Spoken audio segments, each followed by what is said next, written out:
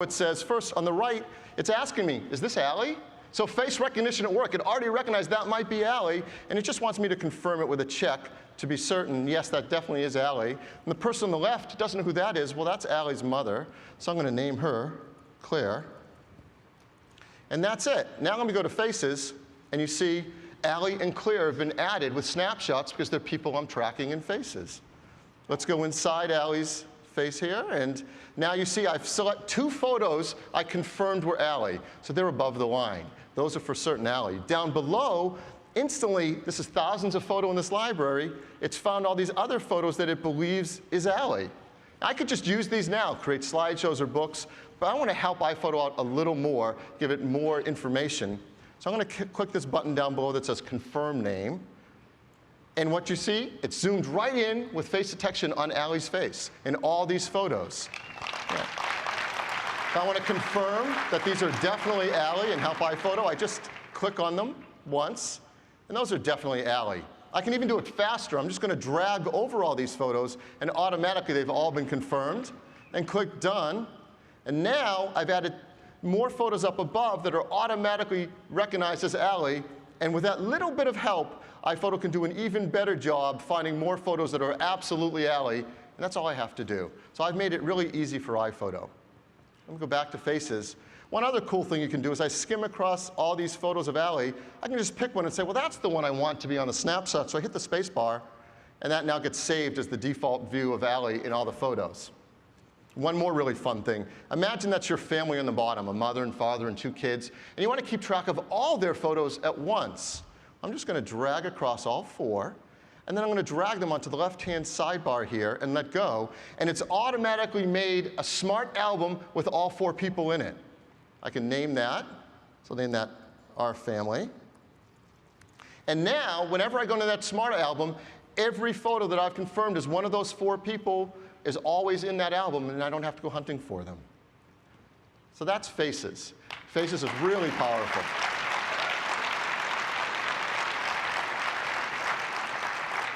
Now let me show you Places. Places is just as cool. So I'm going to click on Places, and there, over the internet, we've got our map, and iPhoto has placed pins on the map of the places we've taken photos. The more you zoom in, the more detail you'll get. So here's the United States, and I can, for example, hover over this pin. Some photos were taken in Aspen. So whenever I see a pin and a name, I can just click the right arrow and go right to all those photos. So those are the photos that were taken at Aspen, even if they're across multiple events. So it's really easy to find your photos and look at them. Let's go back to events. Well, as I said, you might have photos that you took a while ago that weren't assigned GPS tags. For example, this pumpkin patch event was taken in 2007 and didn't have a GPS camera being used. So I'm going to click the information button, flip it open, and it says enter event location. So I'm going to start typing this really cool city out here on the coast, Half Moon Bay. See, I don't have to type very far. It recognizes the name from its list of places. I hit return. It's put a pin on the map on Highway 92 on the way to Half Moon Bay, and it's all assigned. Every photo in that event is now assigned to that location in Half Moon Bay, and I'm done. It's really that easy to add locations to all my events. Let me go to a second event. This one was taken with a camera with a GPS chip inside it, the City of Light event. Let me flip it open. This is really cool. There are the pins of the location of every photo taken in this event automatically on that map. Isn't that nice? If I skim over the photos, the pins highlight blue on whichever one I'm looking at. Very cool. And in the bottom of the map, there's a little arrow. It says Show in Places. I can go right from this window to Places. So I'm going to do that. Let me click Show in Places. It takes me right to places zoomed in on the map, right around all those photos where they were taken in Paris. So that's really cool. And I can zoom in, double click on a map. As I said, we also have a satellite view. Let's bring up the satellite view. Going even further, you can see the Eiffel Tower right there. I see a pin on it. Someone also pointed out, wait a minute, there's a pin on the water. Well, of course, they took a boat ride along this end and took a picture of it. But let me click on this pin right here of the Eiffel Tower, and sure enough, there are the photos that were taken at the Eiffel Tower, right there in Places. Well, let's go back to the map. I also know some photos were taken of around the Arc de Triomphe, but I don't remember exactly where that was on the map. Well, I could scroll around until I find it. But there's another view in places I haven't shown you yet. This is the map view. On the bottom, I also have a column view. The column view across the top lists all the places that I've taken photos in the world. It's got countries, cities, states, famous events, famous locations, and I can click on any one of them to get those photos. I can click on the United States. There's all my photos taken in the United States. I can click on California, all the photos taken in California. I'm going to see over on the far right, well, there it is, Arc de Triomphe. I select it, and there are the photos taken at the Arc de Triomphe. I don't have to find it on the map. When I click back on the map, there they are. There the photos are on the Arc de Triomphe. So that is an example of using the brand new Places feature along with Faces in iPhoto 09.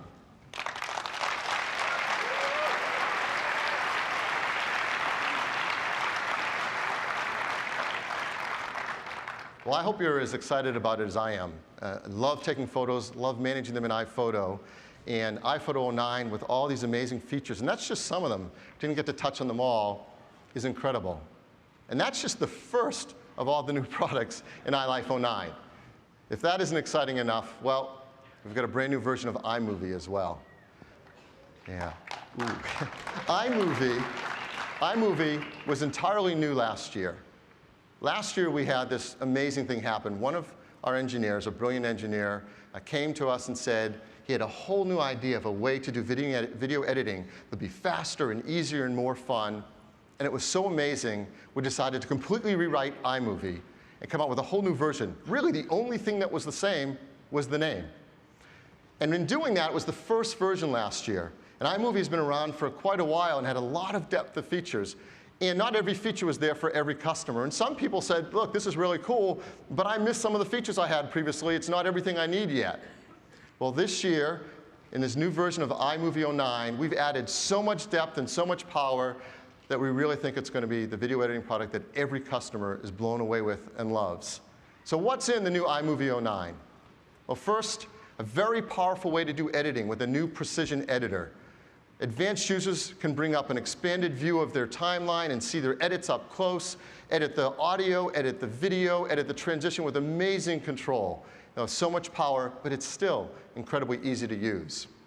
When you drag videos into the timeline, we have a new advanced drag and drop feature. So we drag one video on top of another, context-sensitive menus pop up, showing you all the powerful things you can do with a single click. When you started to lay out all your clips, you can instantly make a beautiful movie with new dynamic themes, where you just, with a single click, select a theme, and iMovie automatically creates titles, transitions, effects, even credits, all for you with a single click. And it has this really cool feature. This is my favorite thing. It's called animated travel maps. A lot of the videos you take are of places you visit. Well, now you can automatically create 2D and 3D maps showing where you traveled right in your video. And if you're not the world's best videographer, maybe some of your videos get a little jittery, well, we've got automatic video stabilization, where iMovie will stabilize your video and take away all those jitters. And so things that might not have been usable before are now beautiful, pristine videos to include in your movie. Now, I'm blowing through these really fast, all these features, for a reason. Because it's video editing, and it's really hard to talk about on a slide. So the right way to show you the product is with a demo of the brand new iMovie 09.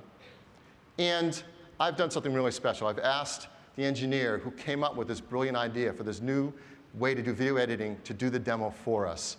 So please give a warm welcome to Randy Ubilos, the Chief Architect of Video Applications at Apple. Randy? Thanks, Phil. Thanks. Good morning. Very excited to be out here and get to show you all the cool new features in iMovie 09. So let's jump right in. I'm going to start out showing you some editing. So just like iMovie 08, we've got the great skimming that allows me to look through my content. I'm just going to go ahead and select a bit of this and just drag it up to my project. That'll add that in. We've got another shot here, and it'd be really nice to insert this in the middle of this clip. All I have to do with iMovie 09 is let go, and up pops this new menu. And because I have the advanced mode turned on in preferences, I get even more choices than what Phil showed before. I get things like cutaway, picture-in-picture, green screen that are available to me. But we're going to go ahead and do an insert. And so once I do the insert there, The clip gets dropped in right at the spot where I let go. I can play that back. And you see we have a nice cut over to that shot.